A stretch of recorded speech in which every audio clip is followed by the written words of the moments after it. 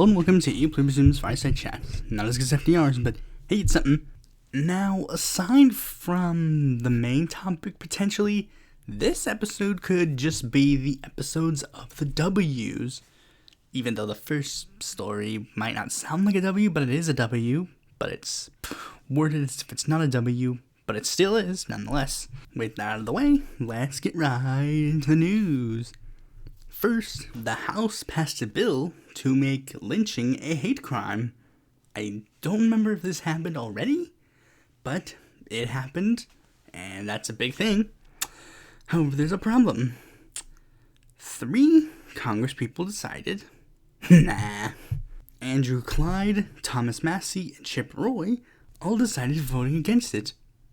Now, here's the thing. Massey's basically well known for the fact that he just votes no on everything. I mean, just this week, he also voted against something standing with the citizens of Ukraine. Like, Thomas Massey is one of those, constitutional Republicans, like Justin Amash, who says, oh, the Constitution didn't say this, so we can't do it. But, I mean, aside from that, it's still a W. Now, here's another W. Well, younger me wouldn't consider this a W, but this seems to be a W now. You see, at the beginning of this week, RT was slowly being phased out.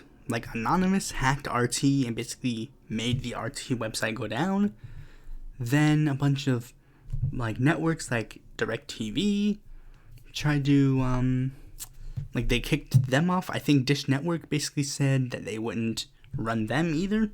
Then YouTube announced that RT America would not be allowed to run ads on their service. Then, lo and behold, on the 4th, it was announced that RT America would cease production and lay off basically their entire staff.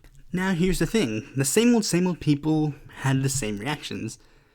People who were part of, the Jimmy Dorite left, or whatever you want to call them. You see, the thing is, brief tangent, you can't really call them the Jimmy Dorite left, because some of them don't like Jimmy Dore. Or you can't call them the Red Brown left, or the Dum Dum left, or whatever, because for whatever reasons. But basically, there were a bunch of people, I know what you can call them. You can call them the anti-American left. Oh, wait, but then you get the people on, who are against them that are oh, I'm also anti-America. So you can't really call them that either. Again, you can't really call them whatever they are. You can only call them by their names. People like Maupin. I guess technically he doesn't count because he literally was paid for by RT. People like, Socialist MMA. And a bunch of people were basically hey, we cannot, we gotta save RT. We gotta rally against RT. And, Kyle Kalinske saying, no, we have to save RT. Well, not even, Kyle hasn't really said save RT, but he was basically we need to stop the censorship of RT. But it's guys, you're literally parading around and supporting an actual, state-sponsored propaganda machine. Guys, have you noticed that every single clip from RT is in English? And haven't you noticed that every single pundit they hire is an American-born pundit or a pundit from a Western nation? Of all the people in the world, why would RT hire freaking Caleb Maupin of all people? Literally, the formation of RT was literally so that they could push against a West, they said, oh, the West is pushing an anti-Russia propaganda, so we gotta push pro-Russia propaganda in the West. That's literally what RT was founded to do. It's called Russia Today. That's what RT stands for. The abbreviation of their name isn't even in Russian, because if their abbreviation was based on the Russian pronunciation, it would be RS. Socialist MMA's one is really dumb, because he literally said point blank, now that RT America's gone, we have to push a huge anti-American message in independent media. And it's buddy. That shouldn't be your takeaway.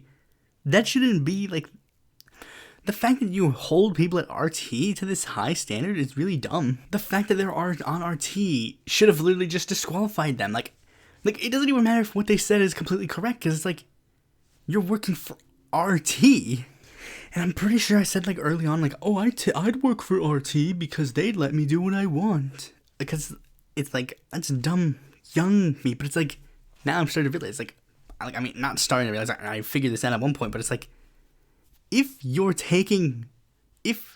a foreign government or whatever comes to you and is like, hey, can you, like, do this? Like, I mean, that's an immediate red flag. The fact that you're getting paid by a foreign government with their own interests in mind to push this agenda is definitely suspect. This isn't just Russia either. Like, it could be any country. Mexico, Cuba, Brazil, you know, like, using a non-leftist example. Like, could you imagine if there was, like, a freaking, like, I don't know, Germany today during, like, the 40s, where there was, like, a government age, like, there was, like, a state-sponsored German network that was pushing pro-Nazi propaganda? I mean, technically that did exist. It was called Charles Coughlin, Henry Ford, and the Daily Worker.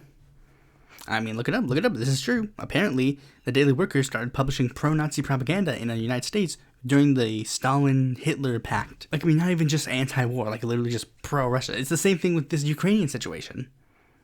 Like, I mean, anti-war is one thing, but, like, literally being pro-Russian, how could you actually legitimately believe this? I thought we were, like, anti-nationalists, you know. But okay, of course, it's only because like, you hate the Western nations, not the Eastern nations or whatever. Now, I mean, this isn't even to say that RT hasn't been used to do good quality content. Like, I mean, Lee Camp. I mean, I don't know if I've never watched Lee Camp or his show. I briefly attempted to, but I got bored by it. That was literally when I was just getting out of my Jimmy Dore phase, and then it's like, okay, let's watch him, and it's like, this is just Jimmy Dore, but on a Russia state-sponsored network.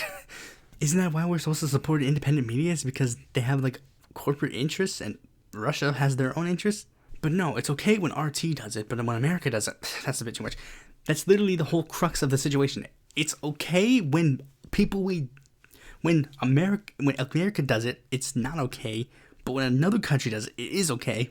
And that's always been the argument, and that always will be the argument. Moving on from good news to better news, the first, like, primary of the cycle has actually just happened. Texas, for some reason, holds their primaries, like, 2 months before everyone else starts going through the primary season. And that has actually yielded some interesting results. Now, at the end of the day, there were only 4 races that I legitimately cared about. 15, 28, 35, and 30. Because those were the Democrat-held seats that had very interesting primary campaigns. Now, 15 has actually kind of moved off priority ever since redistricting, because it's basically not winnable for a Democrat to win. So it's basically moved down in priority, which is why I haven't been paying attention to a lot of other races. Even ones that apparently do have successes. Like, I mean, apparently there's a candidate in District 2 that was a progressive that had won their primary. And then there's another candidate in other districts that did well. I guess I'll start off with a little bit of controversy. There's one candidate that has been kind of making the rounds, Claudia Zapata, and honestly, I don't think I'm going to be supporting her. Now, I technically wasn't even caring about her race to begin with, because she's in a seat that's deep red. You know, it's Chip Roy's seat, so I wasn't really paying much attention, but I kind of was like, well, I endorsed her just for the aesthetic of, like, haha, see? I'm, like, Zapata's biggest stan, so am I, like, supporting Zapata in this revolution? Well, I was, but then she announced that Seema Hernandez was her campaign manager. Well, I mean, that was already public knowledge beforehand, and I kept noticing that it was the fact, and it's like, yep, you're sus, I can't support you. If you have Seema Hernandez as your freaking campaign manager, that immediately shows it a red flag. To be perfectly frank, Seema's really just mad that AOC didn't endorse her obviously failing Senate bid. I can say this because I supported her. Well, I gave my vocal support for her. I couldn't give any financial support to her. But the thing is, Seema has basically been, like, incredibly mad ever since, and has been doing everything she can to try and demean and destroy the squad and make them seem like, oh yeah, the squad is the biggest evil, blah blah blah. Like, she started spreading around a lawsuit that was literally made by a conservative organization that literally claimed that Justice Democrats was, like, a super far left communist aligned organization, like, 5 times. And she's like, this is big proof that we need to stop supporting AOC and Justice Democrats as leftists. And then her buddy, like, Scapinelli, whatever his name is, basically joins along with her. She's the one that's like, AOC took the name squad from Nancy Pelosi. And then when I responded and said, do you have any evidence of this claim? And it just, look it up. So, no. I don't have to hold your hand for you. It's like, here's the thing, Seema. I have the information, which is why I know you're a lying sack of shit. Scapinelli rushes to her friends. You know, you're not really nice. I don't care. And then, after, many multi-tweet rants, she finally links a source, and it's like, that source literally has a reporter tell Pelosi of the term squad. So the term already existed beforehand? Seema blocked me. I don't know. I don't think for that, but she did. And if there wasn't the kicker, in one of these super high-profile races I mentioned before, Texas District 28, she backed someone who was not the main progressive who actually had a very viable chance of winning. Want to know why? Because that would be supporting a Justice Democrat. She can't do that. So anyways, I've been pushing this off long enough. What are the actual results of the races? If you've been following anything, you probably already know the results of the races. First, we'll start with the bad news. Donna Imam, she was running against an incumbent Democrat and she lost. Honestly, that was pretty expected. I really did endorse her just mostly for the aesthetic, and the Humans Report filled my head with dirty lies that said that she had a better chance than she did. But at the back of the mind, I knew that when Lloyd Doggett was the person she would be running against, and she wouldn't be running for an open seat, it was pretty obvious that she was probably not going to win. In Texas District 30, Jessica Mason, who's the actual progressive in the race, she didn't end up winning. She ended up getting 6th place. To be frank, this was also kind of expected because it was announced that when the incumbent Eddie Bernice Johnson wasn't running, a person by the name of Jasmine Crockett would enter the race instead, who ended up swiftly getting the backing of Bernice Johnson and also support from a lot of progressive organizations like Our Revolution, Working Families Party, Warren, the Progressive Caucus PAC, etc. But the thing is, Crockett is Crockett is basically she teeters on a term that I use called the runoff progressive, which is basically they're not the progressive option, but they are the more progressive option in the runoff. And the same thing can be said for another one. The most comparable example this could be is Gary Chambers, who received controversy not because of anything he did, but because of the fact that Our Revolution decided to back Karen Carter Peterson over him, which at a first glance, it's I guess this is kind of expected. To be fair, Karen Carter Peterson might have a better shot, but then it turns out she did have a better shot, but many people said that maybe, just maybe, that the shot might have been aided by Our Revolution, because Karen Carter Peterson had actually gotten barely above Chambers in the district. Granted, this time it didn't happen, and Crockett easily won because the incumbent backed her, but she still has a runoff to face with a more rightward challenger. Will she win? Maybe, maybe not. Will I endorse her? Maybe, maybe not. We'll have to wait and see if she adds that Medicare for All on the thing, because it seems that isn't a part of her platform. I don't understand why. In Texas District 15, Michelle Vallejo is going to be going to a runoff, and while like I said that this district has basically become a lower priority, she's still in the race if you want to support her. But the two biggest ones of the night were Cisneros in 28 and Casar in 35. And lo and behold, Casar ended up winning with 60% of the vote, barring a runoff, meaning that he will be the Democratic nominee come November. And since this is a deep blue seat, will become the congressman by July. Meanwhile, Cisneros is going to be in a tight race in the runoff with Cuellar, and potentially a tight race in the general election, because this is one of those reddish seats, one of these purplish reddish seats that many people attribute Cuellar as being the only Democrat who can win. Sort of how West Virginia's Manchin's the only Democrat who can win the seat, so there's really no point in primarying him. So we'll have to wait and see how 28 plays out. But 35 is actually also getting an interesting bit of a debacle, because in District 35, Austin DSA basically announced that they would be pulling their support from Casar, because Casar essentially has kind of moderated his stances on the Israel-Palestine situation. Now he apparently says, like, I'm not going to be a supporter of BTS, and I fully support Israel's right to defend itself, and I would vote for the Iron Dome funding, and blah, blah, blah. I don't really understand 100%. Like, I get why they might be hesitant to support him, but it's like, I guess technically this is a seat where they can technically just set it out because it's a deep blue seat. Kassad is going to win regardless. So, I think maybe if this was 28, they might not be so keen. I don't even know if 28 is Austin. Probably isn't. But you get what I'm saying. They probably would have been a lot more hesitant to do this if it were a swing seat, or if this were, like again, a swing seat, but since this is a deep blue seat, they're playing the cards, so I can't really blame them for doing that. Of course, the way it was worded in media kind of did make it seem a bit suspect. There was the first article I saw of this was literally like, in a statement released by Kassad, he said that he would oppose, like, it literally is formatted like this. It's like, Austin DSA announces that it would remove support from Kassad in the seat. And then the next line is, this statement was made after Kassad released a statement to a Jewish magazine saying that he would oppose anti-Semitism and then would proceed to list the Iron Dome stuff. And it's like, definitely it's not going to be worded the best in the media. One more thing about Texas before we get to the main topic. This is a sort of W, but it's like barely a W. Okay, so basically here's what happened.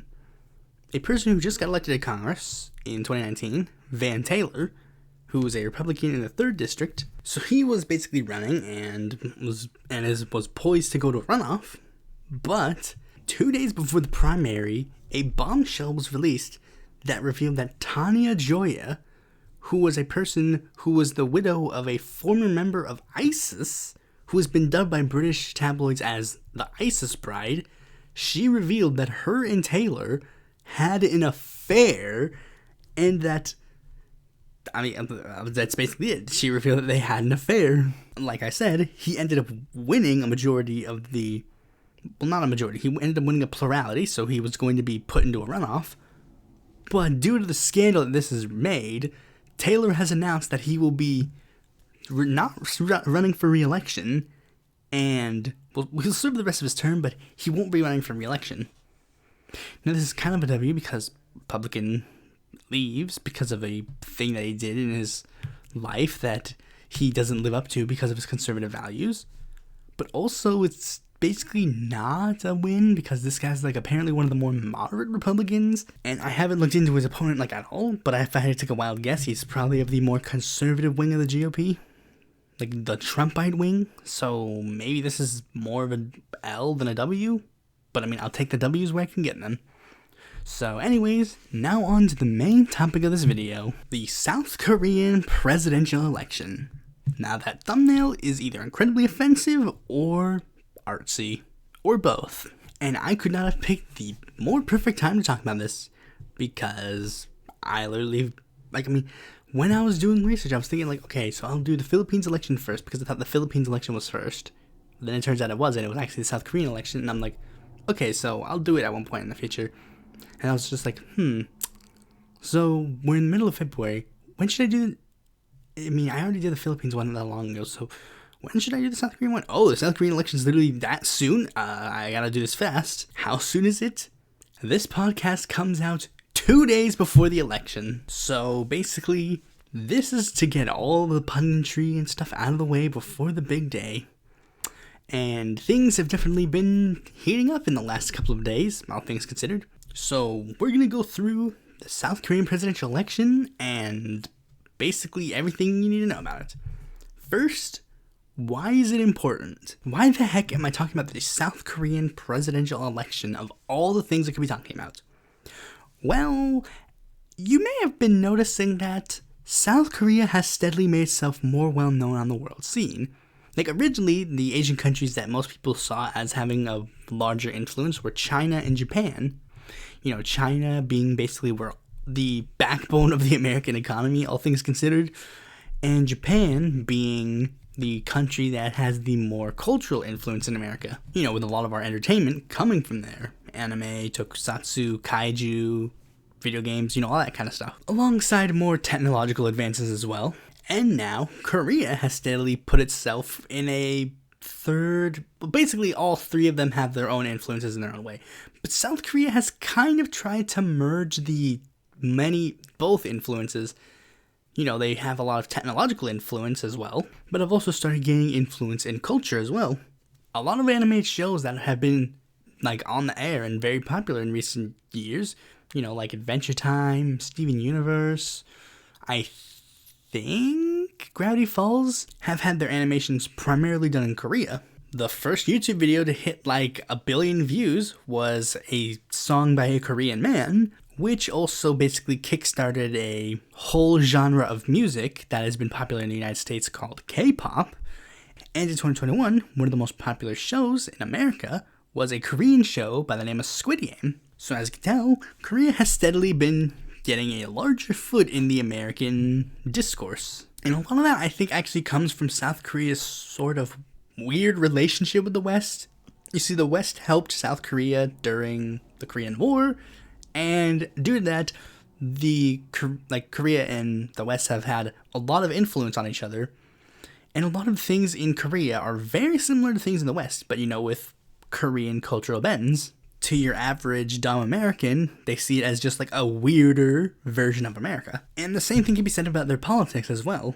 They have a lot of similar trends to America, and as we go through it, you'll actually start to see, oh wait, yeah, this is pretty similar, all things considered. And this election comes at a time when that cultural influence is starting to spread. So the world leader, the Korean leader who's going to be at the forefront of this big change, this big cultural influence that they're going to have in the West, is definitely going to be an interesting one, to say the very least. But that's its sort of importance to, of course, people like people in America who probably wouldn't really care otherwise.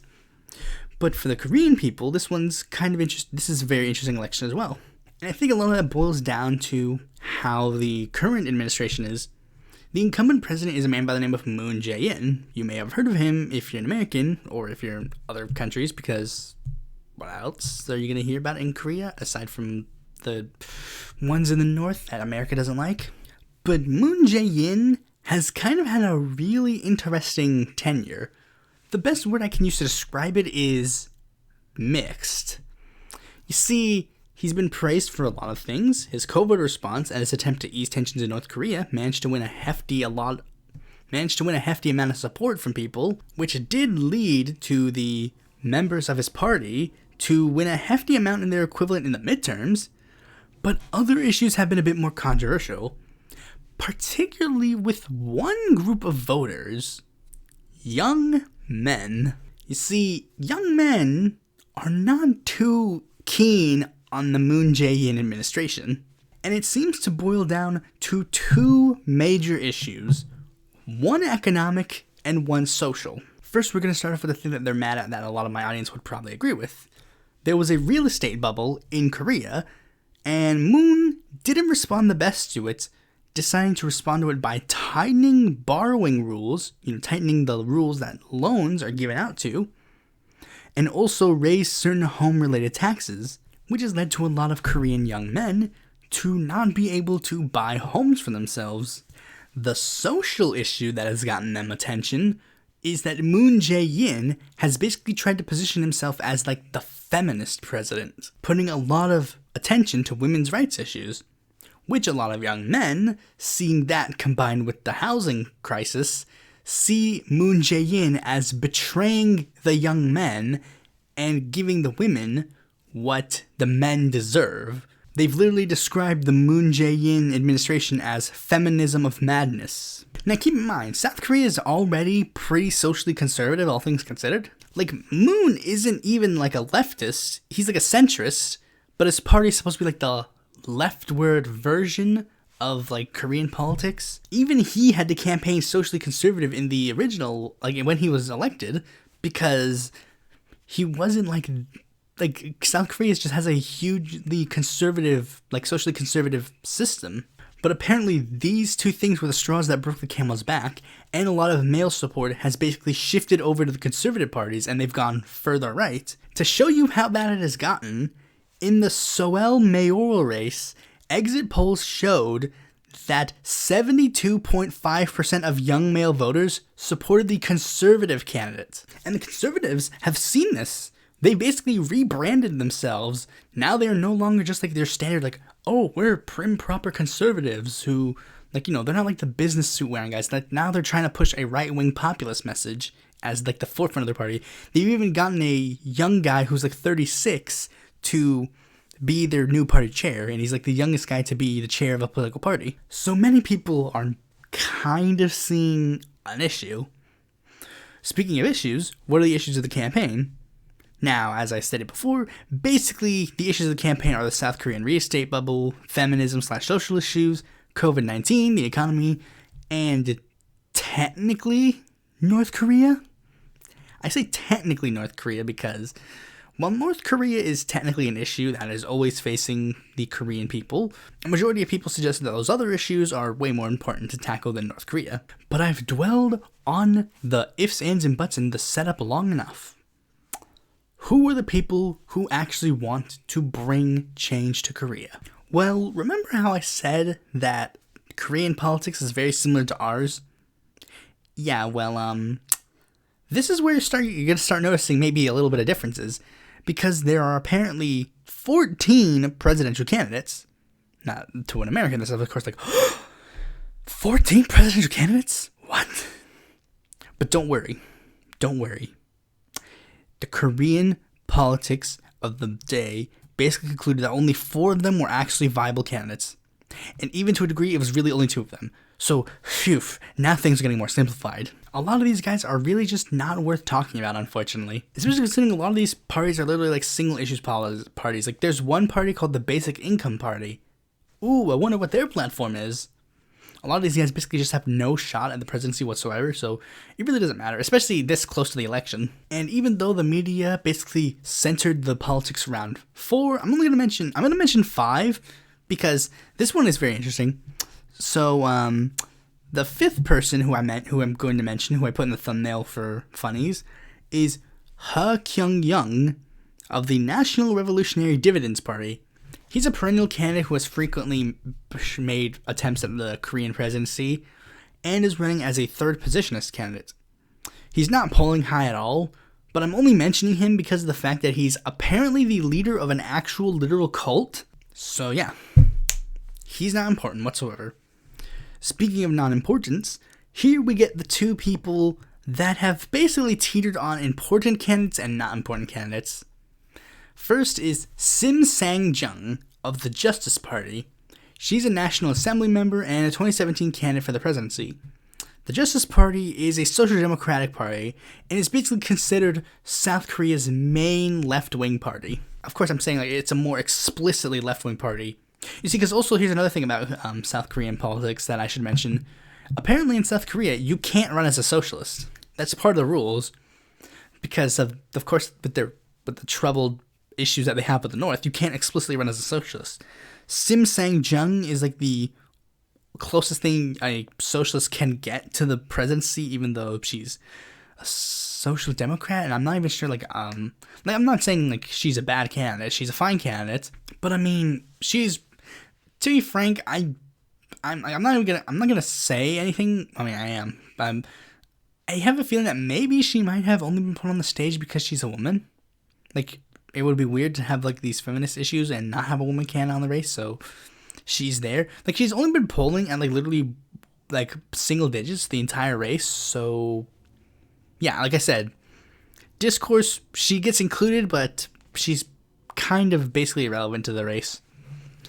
Now, the next candidate is Cheol-soo of the People Party. He was a perennial candidate for president, but most prominently in 2017 when he was the nominee of the People Party. A different People Party, mind you. This is a different party. Yeah, South Korea is like one of those nations that they really hold a lot of importance to the names of political parties rather than like the actual party itself. Sort of like how in Japan, like they had like the Constitutional Party, like the Constitutional Democratic Party, and they basically just had 2 parties use that label, even though they're completely different parties, because they like the idea of this lineage of parties. But basically the crux of the ideology of the People Party is basically the same. center-right social conservative that reject the mainstream conservative discourse of South Korea. Despite him trying to position himself as more of the moderate, he basically essentially was just a standard conservative, but with the veneer of being a moderate. Anti-gay marriage, hawkish on North Korea, etc. Basically, it was literally just like, Cruz, not even Cruz. It was basically Kasich versus Trump. Kasich was just the one who was more calm. But now we get into the two big boys of the campaign, and oh boy, they do not let up. First, we'll start on the right side of the aisle with Yoon Seok-youl of the People's Power Party. He was the former Prosecutor General of South Korea who had a very contentious resignation due to the fact that he was investigating Moon's other cabinet members, who in turn investigated Yoon, and that led to a lot of controversy. So it's like, I'm investigating you, you're investigating me, and then Yoon said, you can't investigate me because I'm already investigating you. So then Yoon was basically forced to resign. As I mentioned before, he's running as the candidate of the People Power Party, which is basically the main right-wing party of Korea. Again, it's basically the party that's trying to rebrand itself as instead of being a more mainstream conservative, it's more of like a right-wing populist. It's shifted further to the right. Although, interestingly, here was the original plan. You see, originally, the plan was to have Cheol-soo run as the PPP candidate and essentially merge the People's Power Party with the People Party. But there was a difference. There was a difference in opinion. And literally the difference of opinion came from the word power. Cheol-soo basically said, I'll do it if you take the word power out of your name and just call it the People Party. Basically, he just wanted the People Party to eat the People's Power Party. But the PPP refused to do so because they were the bigger conservative party, and they're like, why would we do that for you? So then he just said, screw you. And then he didn't end up joining a coalition with them. Put a pin in that for later. But anyways, like I said before, they basically tried to, adapt their platform. And not even to appeal to the further right people. You see, not only does he understand that there are people who are further to the right that might not be, appealing to, they might not want to support the other party, but now they also want to get people who might not support that party for other reasons, and we'll get into that in a bit. But before we get into that, now let's talk about the main opposition party. Well, not even the opposition party, the incumbent party. Get this. The incumbent party's name is the Democratic Party. Now, hearing that, you might go, that's kind of funny. We have the same parties. But wait, it gets deeper. The Democratic Party is a party that is broadly big tent, that has a dominant liberal faction and a prominent, left-wing populist base that is at best center-left, but at worst can be center-right. Yeah, like I said, the politics of these two nations are pretty similar, ours and Korea. And now, of course, you can kind of start piecing together something. I wouldn't have talked about this party if the dominant liberal faction were the choice in this race, would I? And that is not the case, as the candidate for the Democratic Party this cycle is Lee Jae-myung, the former governor of Gyeonggi, who has been on the record as saying that he'll learn from Roosevelt, who overcame the Great Depression with left-wing policy and wants to be a successful Bernie Sanders. So he's definitely not in the establishment liberal wing, is he? He still identifies as a liberal, but he's definitely more of the FDR brand of liberalism and not a Clinton version of liberalism. And he's doing a lot of interesting things. He's proposing the idea of a UBI. He wants more peace-based options for a lot of other things. But one thing that is a very interesting thing is that Lee Jae-myung, one part of his platform that has kind of earned eyebrows, even though it's technically not a platform plank, but kind of. Basically, while he was running for the nomination of the Democratic Party, he was basically openly saying how if the nominee of the Democratic Party distances itself from the feminist-based policy of Moon Jae-in, then they have a better shot at winning. And he even sent out flyers to support this. In fact, remember earlier when I used that quote, feminism of madness? That was actually a quote from a person who said, Lee Jae-myung, if you oppose this feminism of madness, I will vote for you. So Lee definitely may be a bit more class reductionist than you might want him to be. Now here's the thing, when he's pushed And Sang-jung has actually pushed Jae-myung on a lot of things. Like, she's been saying, like, hey, what the F, dude? What are you trying to say about feminism? And he's like, no. I believe women have rights and blah, blah, blah.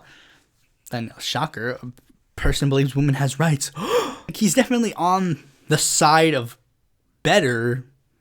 Like, and during this election cycle, like, people have been talking about LGBTQ issues. Like, it's been, like, an issue that's popped up because Sang-jung, she has an interesting notion of being, like, the only person in the 2017 election cycle who openly supported gay rights. And she's tried to get Jae-myung to agree to this as well. And he says, yes, I do believe that LGBTQ people should have the right to choose who they love. So, like, he's definitely on the right side, but the thing is, like, he's not campaigning on it, which many people could see as, like, a little bit troubling. But aside from that, Jae-myung does seem like a very interesting candidate nonetheless, and I think he would be an interesting president for the Republic of Korea. Now, we're going to get into some events that happened during the campaign and how things have been panning out. One of the first things that I should note is, of course, the very obvious thing of, like, this is an election of populism. Lee and Yoon are outsiders, basically pushing for populist messages on the other side of the aisles. Yoon, of course, being a right-wing populist, and Lee being a left-wing populist.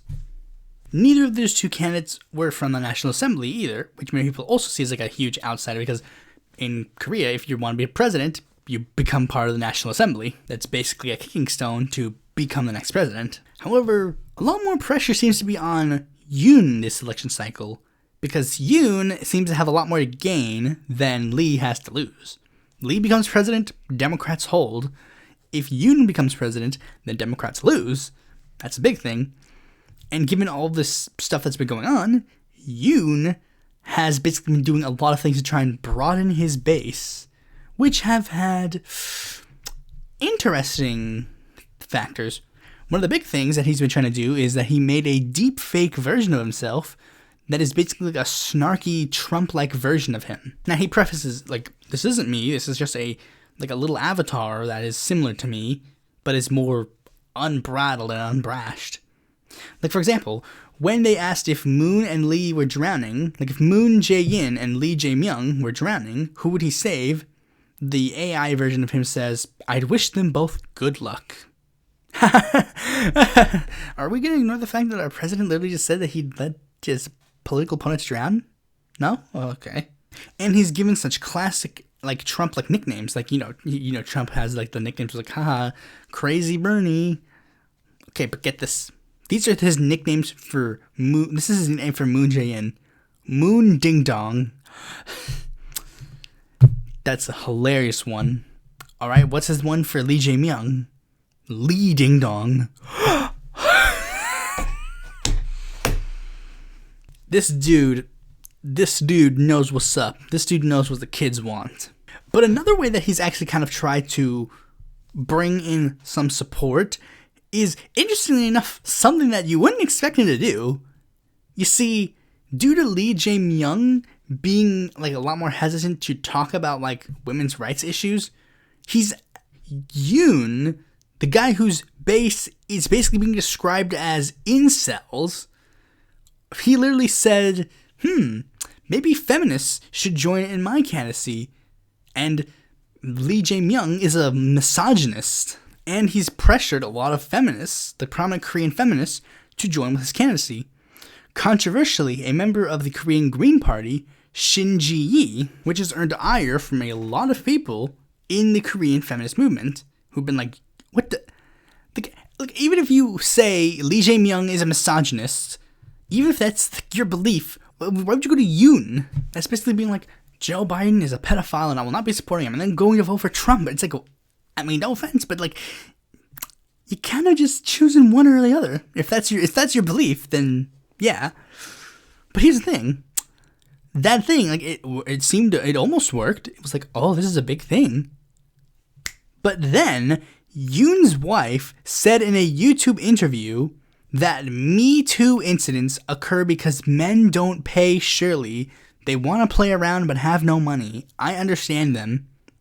Basically implying that the only reason that Me Too incidents happen is because women get mad that men won't pay them. Either implying that the women are, like, basically, I think she's basically implying that women are, that she's saying that they're sluts and that they would fuck them for money or something like that. It's either that or like they have a consensual affair and then they're like, hey, will you give me money so that I don't tell people that you're a rapist? Like basically one of those two things.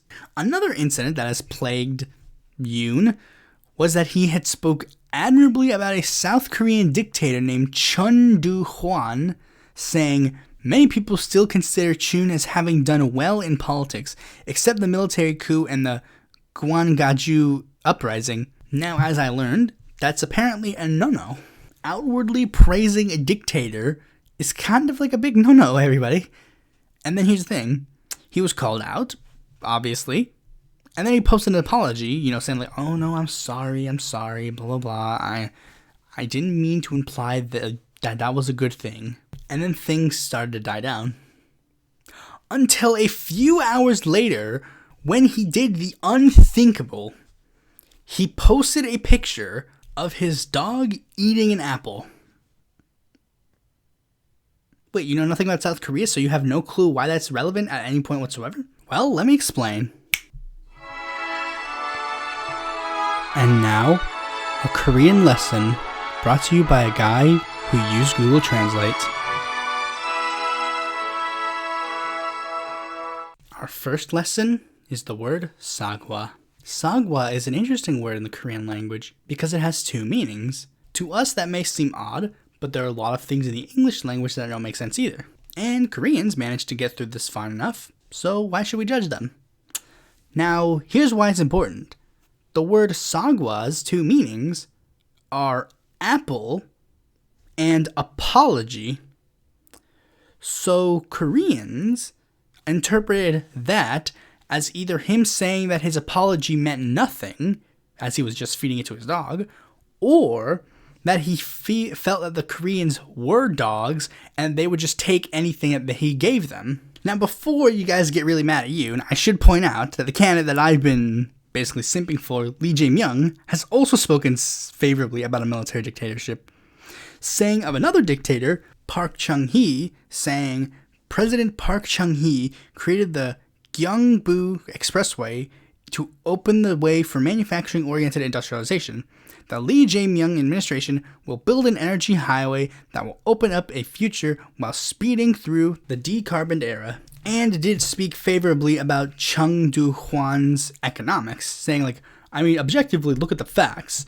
The economy did well underneath his administration. So it's even if that's the case, that kind of comes off weird. It's like those people who say, Hitler may have been bad, but at least he made the Autobahn. Even though the Autobahn wasn't made by Hitler, so... And that kind of stuff has actually made things a little bit interesting, because even though this race is more like a Bernie v. Trump thing, it seems that this race is, at least to the South Koreans, being seen as very much a Clinton v. Trump thing, because basically all of the presidential candidates have had mixed reactions in regards to their approval and disapproval ratings, with Lee Jae-myung and Yoon Seok-youl basically being considered very unlikable. Here is the approval rating of the top 4 people in a February poll. Cheol-soo had a 49.9% approval rating and 46.6% disapproval. Okay. Sang-jung had a 32.9% approval rating and a 61.7% disapproval rating. I would 100% argue that was probably misogyny. Lee Jae-myung has a 39.3% approval rating and a 58% disapproval rating. And Yoon Seok-youl has a 43.1% approval rating and a 34.7% disapproval rating. Now, similar numbers have been stated as well. Similar numbers have been stated. Lee Jae-myung has a disapproval rating of 56, and maybe 48 or something like that. Basically, it's very much abundant that these candidates are not necessarily that well liked. So many people are saying that it might not even necessarily be bigger turnout for one person, but lower turnout for another person. And I guess I can skip ahead to polling. Polling-wise, things are a bit interesting. Remember how I said this race was basically considered a two-man race? Yeah, this isn't like mainstream pundits basically trying to push the agenda of like the two-party system. Like literally, these two are literally the only two very viable options and have been consistently neck and neck in regards to polling. It's going to be a really close race regardless of who wins. And here's how I know this. Here are the leads in the most recent polls that were done. Here's the most recent polls that were done. 3.8%, 1.9%, 2.7%, 1.8%, 3.6%, 0.7%, 5.7%, 5%, 6.3%, 2.4%, 0.2%, 1.4%, 5.8%, 5.6%, 6%, 2.7%, 1 tie, 4.5%, and 3.3%. And this is polling in the same week. As you can tell, things are close. However, here's one problem. This is one thing that might be disappointing to some of you.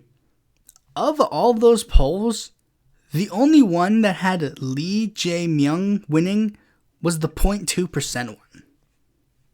So it's close, but it seems the slight favoritism is to Yoon. And this is helped by a huge thing that happened literally just last minute. You see, the candidates have been getting really, seeing the writing on the walls and seeing how this race is going to be incredibly close. There are some candidates that have basically said, screw it, and have decided to join up with candidates of one of the two bigger candidates. A smaller candidate, Kyung-young of the UBI-centric New Wave Party, has endorsed Lee Jae-myung on March 2nd, the day before the final presidential debate. And that final presidential debate, I didn't watch it, unfortunately, because I don't understand Korean, unless I look it up. But that last presidential debate did lead to one big, interesting thing. Let us remove the pin.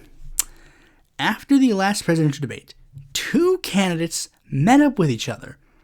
And the following day, March 3rd, Cheol-soo dropped out to consolidate the conservative vote to Yoon Seok-youl. That importance is actually important on two levels. One, for, of course, just the general consolidation of the conservative vote in a tight race. But also, interestingly enough, it's also basically confirmed a joke that the Korean pundits have essentially been saying for a while now regarding Cheol-soo. And in order for me to explain it, and now, a Korean lesson brought to you by a guy who used Google Translate. The second word of the day is Cheol-soo, not to be confused for the name, Cheol-soo, which is the name of the candidate, and Cheol-soo. The Romanized version of the candidate's name is spelled Cheol-soo. Meanwhile, the Romanized version of the word Cheol-soo would be Cheolsu. Now, remember early in the episode when I said that Cheol-soo was a person who was a perennial candidate, but the only candidacy of note was his 2017 presidential one? Well, the only reason I said that one was the one of note was because that was the only election cycle where he actually stayed to the end. The other cycles, he dropped out and endorsed another candidate, which has led to a joke because the Korean word Cheol-soo means withdrawal. So the joke is that Cheol-soo is very aptly named. And that's basically how the race has been boiling up to this point. Like I said, that last minute coalition literally happened last minute. It happened so last minute, I actually did contemplate removing Cheol-soo out of the video, but since the fact that Cheol-soo was very prominent throughout the entire cycle, at least up to the last minute when he dropped out, I felt that he was worth mentioning.